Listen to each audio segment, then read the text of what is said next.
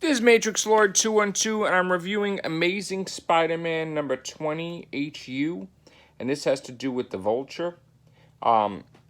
So here's the thing.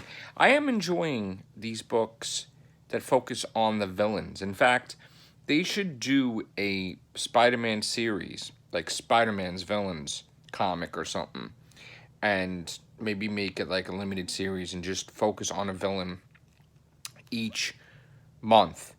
Maybe when they focus, let's say, on, maybe they'll do the Vulture, right?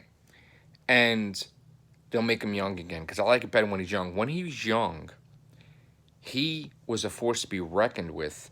Like when he used the life death like storyline and he became young for a while, he almost killed Spider-Man.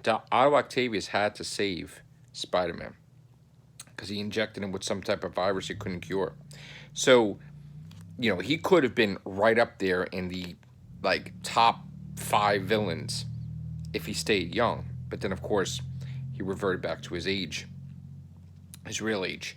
But, one of the things I think needs to be done with the Spider-Man villains is they need to fix them up, and they need to update them and fix them. And I think the Vulture needs to be young again. He needs to be that way. But anyway, let's get, I'm ranting. Let me go back to the story at hand. Okay, so this is still part of the Hunted storyline. So Arcade has a proposition for the Vulture. He gives him his device, basically says what he needs to do to kill the rich tycoons that are hunters, how to beat them, and then just the force field weakens if they kill more and more and more. So, blah, blah, blah. It turns out that Kraven's behind Arcade telling him what to do.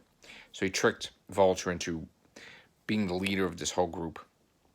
And Vulture doesn't know that. And now we focus on Vermin, and Vermin bites Arcade's finger, and then he flips out, and then he finds out from Vermin that the Taskmaster and the Lizard are working together. So he sounds the alarm, and then he decides to replicate Vermin, injects him with something where Vermin splits into many different Vermins. Here's the thing. Vermin was always around for a long time, but he never really caught on. He was never really a big villain, because it's something about him just like he's like weak or he's just like annoying, And I never understood why they didn't change him or fix him or make him where he wasn't such like a wimp, always talking about this.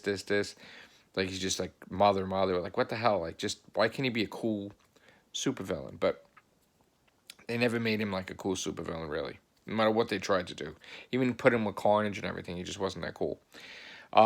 He needs to be updated too. But anyway, so yeah, he replicated, and now there's a whole bunch of Vermins. So, again, the Hunted storyline is, I like the way Kraven is, because he's a lot different. I mean, I don't know if it's because he's older, but he's calculating, which is dangerous. Because if he's calculating like that all the time, not just running in to hunt, but planning now, different type of Kraven, then he's a lot more deadly. He's a lot more serious as a villain.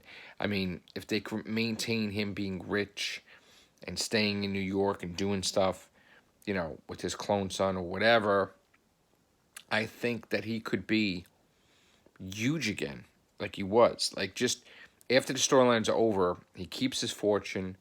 He's maybe has diplomatic immunity or something, and he just keeps on becoming like a threat, like the Kingpin. The Kingpin's the mayor, so Spider-Man can't do too much stuff. But Kraven became like tough like that, like just where he keeps the status quo. Like he's rich, he's powerful, he messes with Spider-Man. That would be awesome. Rather than him just go back to the way things are in the jungle and try to hunt and everything, it's like, I like Kraven evolved like this now. So it was a good issue. And I'm going to be reviewing more stuff. All right, guys. Thanks a lot. Take care. Bye for now.